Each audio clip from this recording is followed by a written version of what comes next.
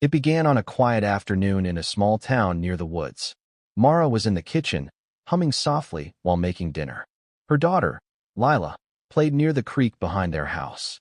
When Mara looked out the window, Lila was gone. She called her name again and again, but the woods only echoed her voice back. By nightfall, the rain had started, and her husband Ethan stood at the door, talking to the police. They promised to search the woods in the morning. Mara barely slept that night.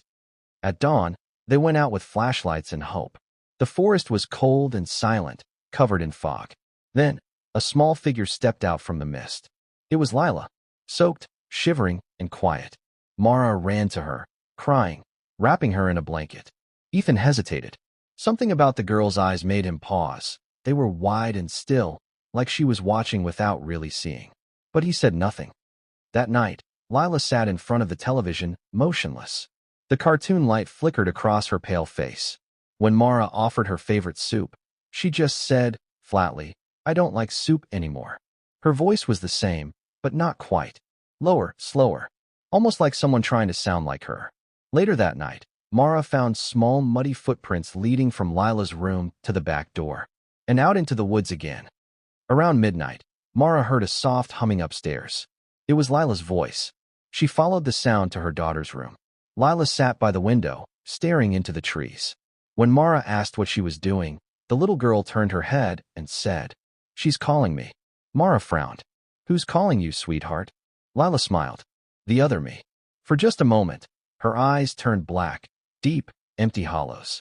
Then she blinked, and they were normal again. Mara couldn't sleep after that. She took a flashlight and went into the woods. The air was cold and heavy. The trees whispered. Then she heard crying, a faint, frightened voice.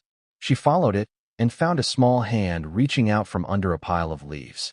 It was Lila, the real one, dirty, trembling, and crying. "Mommy," she whispered, "it took my place." Mara pulled her close, tears streaming down her face. Then she heard footsteps behind them. The hollow child stepped into the light. It looked exactly like Lila, but its smile was wrong, too wide, too still. "You shouldn't have found her," it said softly. By morning, the house was empty. Ethan woke to find the front door open, the forest mist curling through it. Mara and both children were gone. On the living room wall, the family photo had changed. The daughter in the picture was smiling now, but it wasn't the real Lila. And from the woods, if you listen closely, you can still hear the faint humming of the hollow child.